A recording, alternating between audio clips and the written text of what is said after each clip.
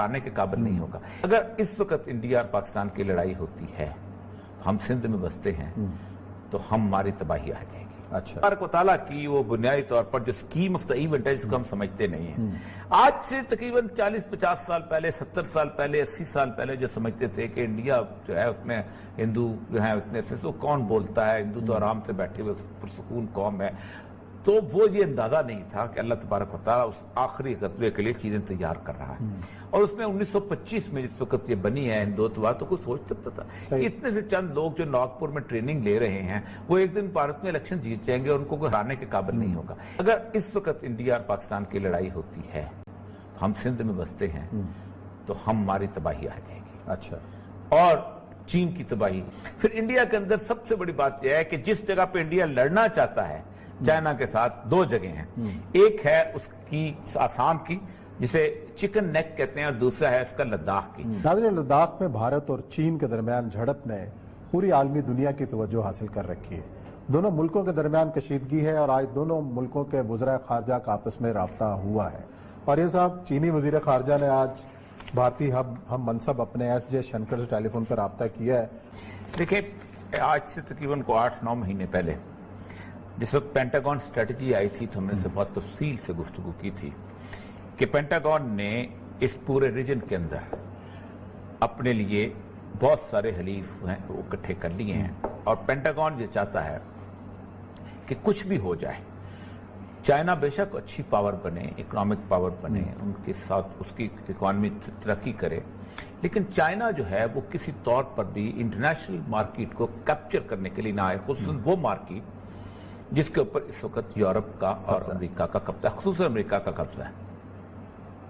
Europe کے ساتھ China نے بہت بڑا اس کے بعد ہوا یہ کہ جب یہ پینٹاگون اسٹریٹجی آئی، اس میں سوائے پاکستان کے ہر ملک اس ریجن کے اندر موجود تھا. ایک پاکستان نہیں تھا اور ایک چائنا نہیں. صحیح. انہوں نے کہا کہ ہم نے کنٹینمنٹ آف چائنا کرنی ہے، اور یہ پالیسی جو ہے 2012 آنورڈ سے چلی آ رہی ہے، اور ہم بہت دفعہ ڈسکس کر چکے ہیں.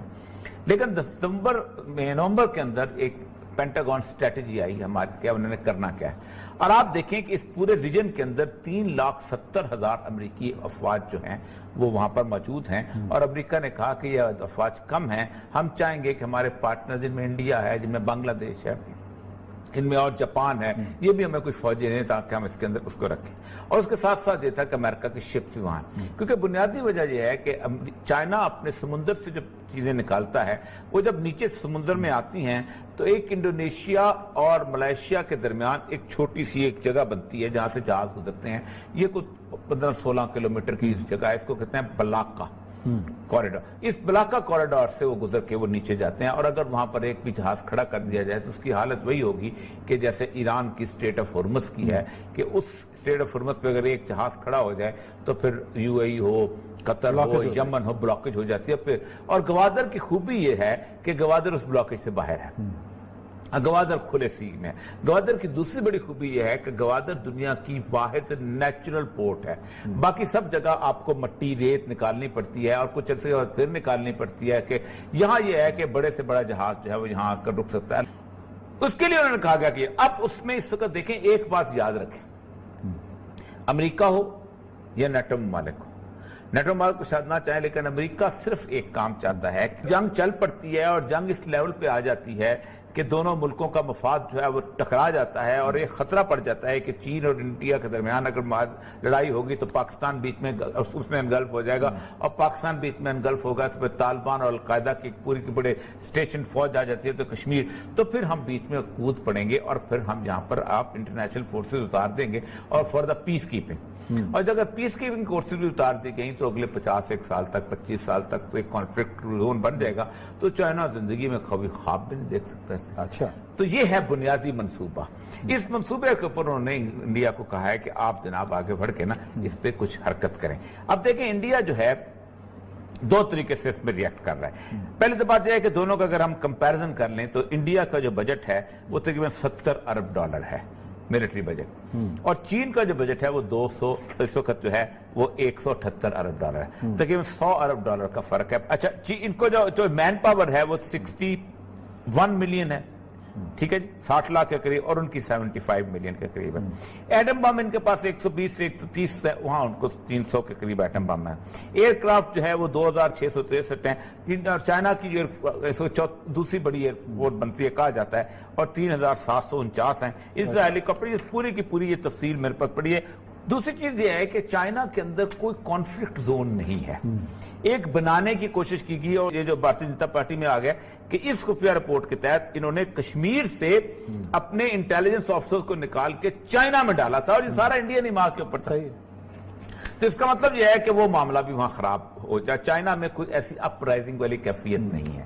پھر چائنا کا جو ایک جو ہوا ہے کہ موبائل جو لائف سٹائل ہے وہ بہت بدلا ہے. ان کا سٹینڈرڈ آف لیونگ بہت ریز ہوا ہے. چائنا میں اس طرح کی پاورٹی نہیں جیسی انڈیا کی پاورٹی ہے. پھر انڈیا کے اندر سب سے بڑی بات یہ ہے کہ جس جگہ پہ انڈیا لڑنا چاہتا ہے چائنا کے ساتھ، 2 جگہیں ہیں. ایک ہے اس کی آسام کی جسے چکن نیک کہتے ہیں، اور دوسرا ہے اس کا لداخ کی. چکن نیک کو کہتے ہیں سلگری کوریڈور. وہ ہے بیسیکلی نیپال، بنگلہ دیش، بھوٹان، اور اس کے بعد اس کے علاقے کے درمیان ایک باریک سی پٹی بنتی ہے. آپ اوپر جائیں نا تو وہ پٹی کو 24 کلومیٹر کی پٹی ہے، اور اس 24 کلومیٹر کی پٹی کو اگر بند کر دیا جائے تو انڈیا کی 7 ریاستیں ایسی ہیں جو انڈیا سے کٹ جائیں. لیکن یہ جو سارے جو اعداد شمار ہیں ارد گرد کے بھارت کے جو تمام ملک ہیں بھارت کے خلاف. اچھا، اب ہوا یہ ہے کہ جب انڈیا نے پنگے لینے شروع کیے، ہوا یہ ہے کہ انڈیا صرف وہاں پر جا کے تو وہاں اپنی کارروائی آگے کرنا، کیونکہ ظاہر بات ہے انڈیا سڑک بنائی اس نے نیپال میں جا کے جس میں رولا مچا. نیپال کے تو وہ والا تھا نا، وہ کیا نام ہے بڑی فیمس جو ہے، کالا پانی. انڈیا کے اندر جو جن لوگ ہیں جو ان کے جو ہندوتوا کے خاص وہ ہیں، وہ سمجھتے یہ ہیں کہ یہ اب وہ جنگ آ چکی ہے کہ جس جنگ کا ہم سے کبھی وعدہ کیا گیا. اور یہ وہ جنگ ہے جس میں ہنومان جی بھی آئیں گے، اور یہ جس میں گنیش بھی آئیں گے، اور یہ جنگ ہے جس میں سارے اوتار اتریں گے، یہ اوتار ہمارے ساتھ مدد کریں گے، اور ہم اپنی سرزمین کو پاک کر لیں گے. ایک میں اللہ تبارک و تعالیٰ کی وہ بنیادی طور پر جو اسکیم آف دا ایونٹ ہے جس کو ہم سمجھتے نہیں ہیں. آج سے تقریباً 40-50 سال پہلے، 70 سال پہلے، 80 سال پہلے جو سمجھتے تھے کہ انڈیا جو ہے اس میں ہندو جو ہے اتنے سے کون بولتا ہے، ہندو تو آرام سے بیٹھے ہوئے پرسکون قوم ہے.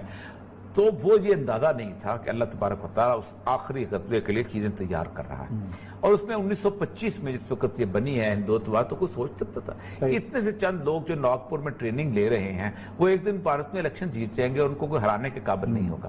اسی طرح پاکستان کے اندر ایک کیفیت ایسی بن جائے گی. کوئی سوچ سکتا تھا کہ 1947 کے اندر خاص طور پر ریڈ کلف جو ہے وہ کشمیر کو انڈیا کے حوالے کر جائے گا، اور کچھ نہیں تو پٹھان کوٹ ادھر راستہ نہ ملے. اگر پٹھان کوٹ نہ دیا ہوتا تو آج اس وقت کشمیر ہمارے پاس ہے، کشمیر بھی ہمارے ساتھ ہوتا. تو یہ ساری اسکیم آف دا ایونٹ جو ہے اس مالک کے کائنات جو ہے وہ بن رہا. اس تقدیر کے ایونٹ میں ہونا کیا ہے میں آخر بتا دوں. اس میں پاکستان کو بہت ہوشیار رہنا چاہیے. اچھا. اور اس جنگ سے بالکل دور رہنا چاہیے. دور رہنا چاہیے، بالکل دور رہنا. اس کی ایک وجہ، اور اگر جنگ مسلط ہو گئی نہیں، مسلط 10 دن میں جو لائن آف کنٹرول بس اس کی ایک وجہ یہ ہے کہ میں یہ سمجھتا ہوں جو رسول اللہ صلی اللہ علیہ وسلم کی احادیث ہیں کہ خراب السند من الہند و خراب الہند من السند، کہ اگر اس وقت انڈیا اور پاکستان کی لڑائی ہوتی ہے، ہم سندھ میں بستے ہیں تو ہماری تباہی آ جائے گی. اچھا. اور